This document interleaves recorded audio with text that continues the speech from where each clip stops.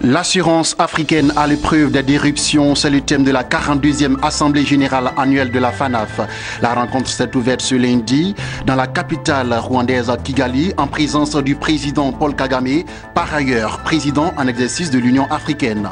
Le compte-rendu de nos envoyés spéciaux à Kigali.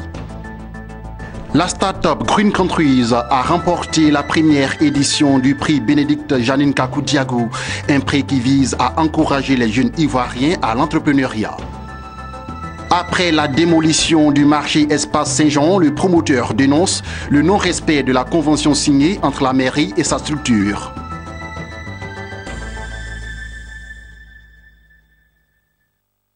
Bonsoir à tous et à toutes, bienvenue sur Business 24 Africa.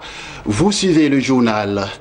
La 42e Assemblée générale annuelle de la FANAF s'est ouverte ce lundi à Kigali, la capitale rwandaise. Cette année, les acteurs de l'industrie des assurances font le constat d'un secteur en perpétuel mouvement, présentant des risques, mais aussi des opportunités nouvelles.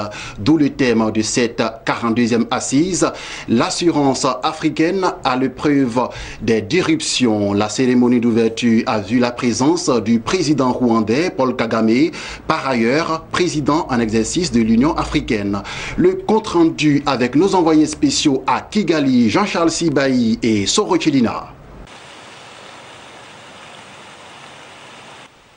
Au Convention Center de Kigali au Rwanda, des acclamations pour accueillir les 800 délégués venus de 50 pays africains et des 4 coins du monde pour prendre part à l'ouverture de la 42e Assemblée générale annuelle de la FANAF, la Fédération des sociétés d'assurance de droit national africaine. Une ouverture marquée par la présence du président de la République du Rwanda, Paul Kagame, par ailleurs président en exercice de l'Union africaine. Occasion pour le président de la FANAF, Adama Ndiaye, de présenter le dynamisme de son association au président rwandais, avant de dire le souhait des acteurs de l'industrie des assurances de voir l'Union africaine consacrer toute une journée à l'assurance sur le continent. Forte de 210 membres, opérant dans 29 pays essentiellement d'Afrique, la Fédération des sociétés d'assurance de droit national africaine, FANAF, aujourd'hui âgée de 42 ans, représente plus de 10 000 emplois directs, 30 000 emplois induits, un chiffre d'affaires de 2 milliards de dollars, des placements dans le secteur financier, mais également en obligations, en actions et en dépôts bancaires de 4 milliards de dollars, des sinistres et indemnisations versées de 900 millions de dollars pour l'année 2016. Voilà en quelques chiffres, Monsieur le Président, cette organisation qui, pour la 3e fois en 12 ans, tient son Assemblée générale annuelle à Kigali, pays ou capitale du pays des 1000 collines, dit-on, mais en réalité, cité de la propreté, du modernisme et du leadership africain. C'est, je suis persuadé, votre vision, Monsieur le Président de la République. Et cette vision sera englober notre ambition qui est de matérialiser, car vous êtes un véritable leader. Et comme le disait Napoléon Bonaparte, un leader est un marchand d'espérance. Alors, vous nous faites espérer. Vous nous faites espérer, c'est pourquoi nous osons formuler au président de l'Union africaine et aux leaders africains le vœu que le 12 février de chaque année, ou toute autre date que vous voudrez bien retenir, soit déclarée par l'Union africaine journée de l'assurance africaine, afin que toutes les pensées convergent, à l'instar de Henry Ford, de Sir Winston Churchill et de tant d'autres, vers le maillon indispensable à la sécurisation des biens et au financement des économies, qu'est l'assurance, pour que l'épargne collectée servent, comme à Paris, à financer des infrastructures et à lutter contre la pauvreté en Afrique. Le directeur de l'Association des assurances du Rwanda et le ministre en charge de l'économie se sont réjouis du thème de cette 42e Assemblée générale annuelle de la FANAF, qui est l'assurance africaine à l'épreuve des disruptions. L'assurance africaine est confrontée aux grandes épreuves des mutations économiques, technologiques, environnementales qui nous interpellent et nous imposent, en tant que professionnels du risque, à nous adapter à ces grands changements afin de continuer à jouer le rôle de backup de nos économies respectives.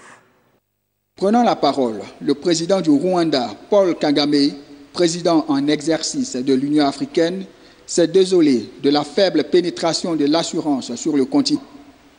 Alors que le secteur des services est en pleine croissance de 70%, selon les statistiques de la Banque mondiale, celui de l'assurance est encore faible.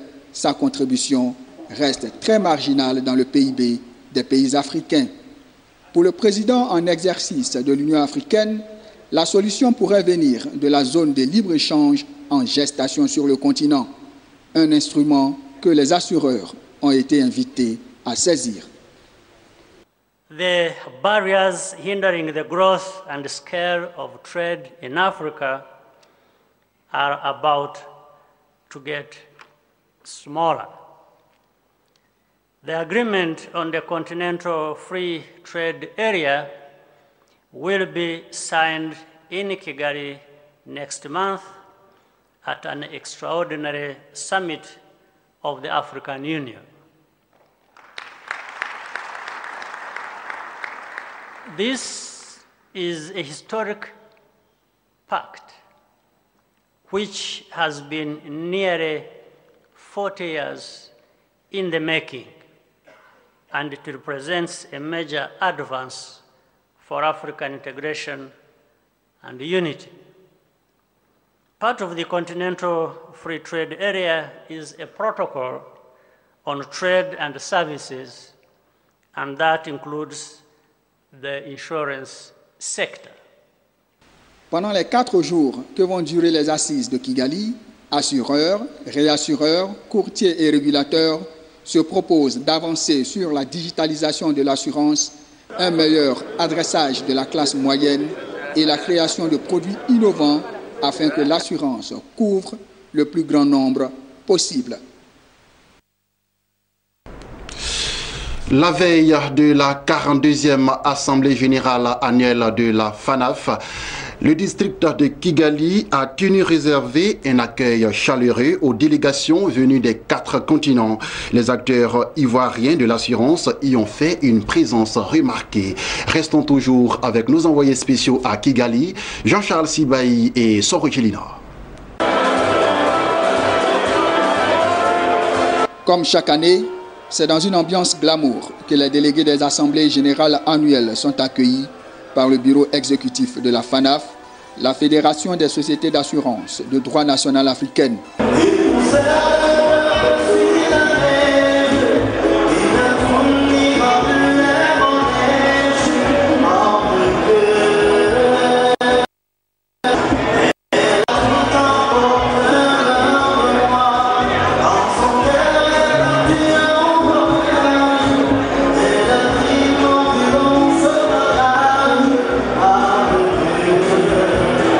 Le district de Kigali, qui accueille la 42e rencontre, n'a pas dérogé à la règle. En premier lieu, nous félicitons d'abord les Rwandais, compte tenu de la propreté de la ville et de la discipline. Et que donc c'est le travail qui va commencer demain. C'est le plus grand rassemblement des réassureurs, assureurs et réassureurs. Et que nous sommes prêts à rencontrer vraiment nos cédantes et nos réassureurs même. Un moment fort apprécié par la forte délégation ivoirienne du secteur de l'assurance, et pour cause. C'est vraiment avec fierté que nous nous retrouvons là pour ce rendez-vous annuel que nous organisons chaque année. Vous savez, les Ivoiriens veulent investir et les Ivoiriens ont besoin d'investissement. Notre marché aujourd'hui est l'un des plus sollicités, convoités. Vous avez vu le nombre de compagnies d'assurance qu'il y a en Côte d'Ivoire. Et notre marché est ouvert, la Côte d'Ivoire est ouverte. Et donc c'est normal que vous ayez une forte délégation de la Côte d'Ivoire.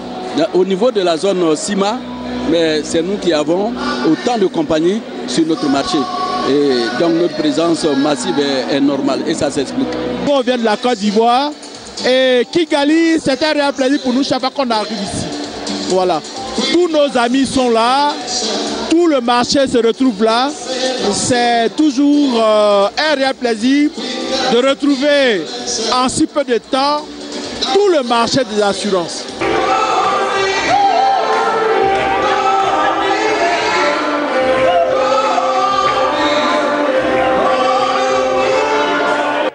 La 42e Assemblée générale annuelle de la FANAF va durer 4 jours. Des assises porteuses d'espoir pour un secteur des assurances de la zone CIMA en pleine mutation.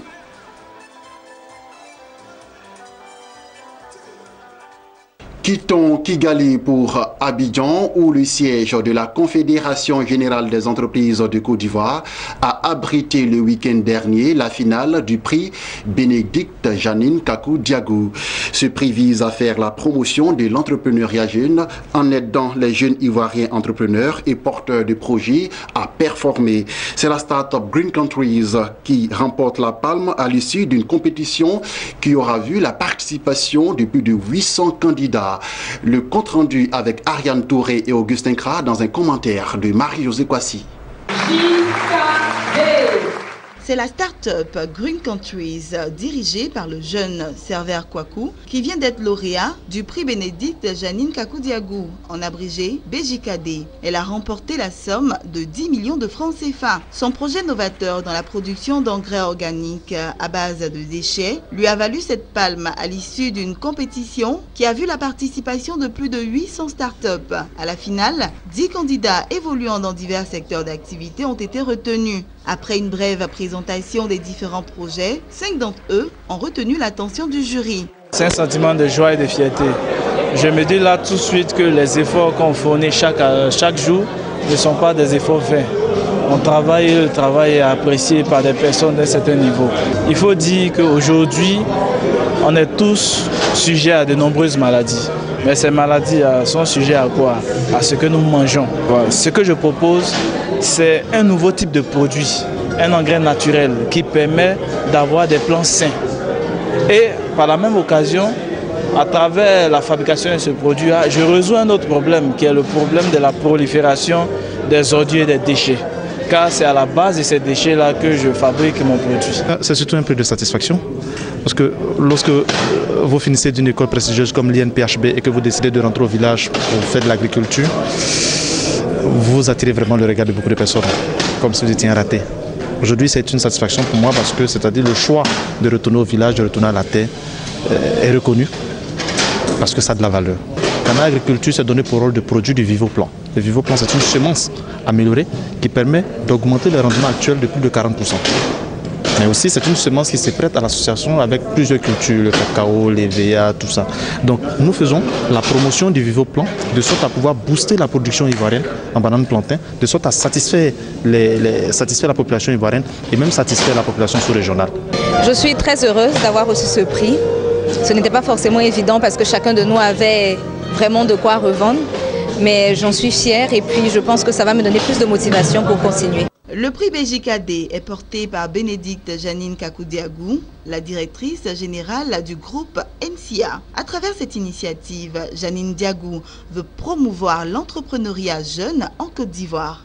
J'aimerais que la jeunesse ivoirienne s'inspire des efforts qui ont été réalisés par l'entrepreneur qui est mon père, Jean Kakou Diagou. On a voulu ce prix-là tout à fait différent, c'est-à-dire qu'on n'a pas voulu juste remettre un chèque à quelqu'un ou à une entreprise. On peut les suivre pendant 1 an, 2 ans, 3 ans. Ils auront chacun un parrain qui va les suivre. Et le décaissement du prix en fait, se fera avec l'assentiment du parrain. On va réanalyser ce plan. On va voir si on n'a pas besoin d'un peu plus solliciter des banques. Et ce parrain-là, qui est banquier ou qui est promoteur, va l'accompagner. Les Ivoiriens sont ingénieux. Les Ivoiriens ont beaucoup d'idées. Et je pense qu'on peut compter sur cette jeunesse-là, qui sait que la fonction publique ne peut plus absorber tous ceux qui sortent. Mais ces jeunes-là ont décidé durablement de s'inscrire dans l'entrepreneuriat. Et moi, je pense qu'on peut leur faire confiance.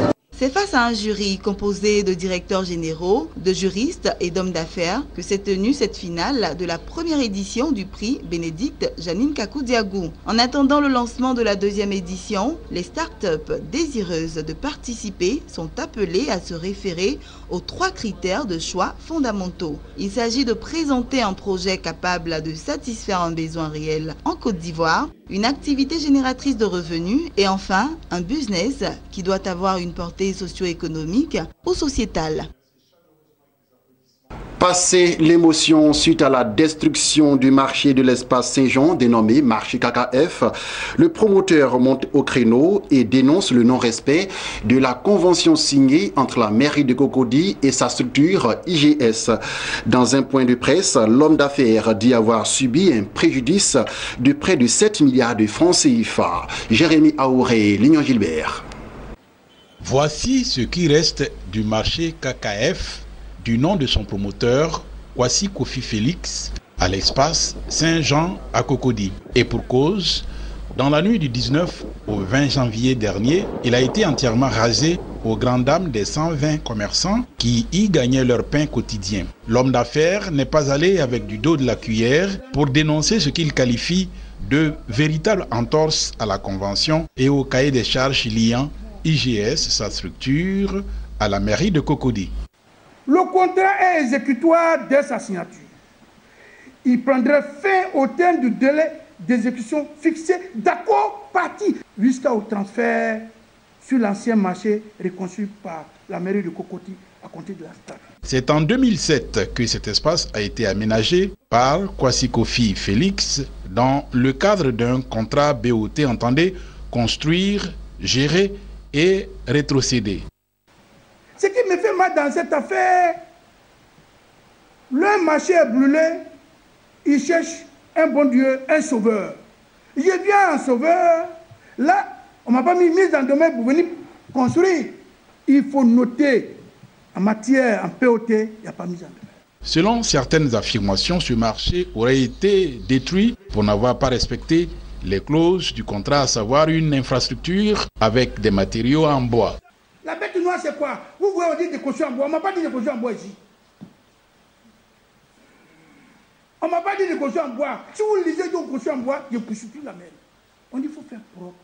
Pour l'homme d'affaires, son marché a tout simplement été détruit à tort. Il n'y a pas d'accord parti. Il fallait qu'il m'appelle. Il ne m'a jamais reçu. Quand est-ce qu'on va avoir accord parti même pour discuter? Il n'y a pas eu accord de parti. C'est un tort aussi déjà. Il n'y a pas eu d'article dans la convention qui parle de la destruction ni par moi, ni par lui.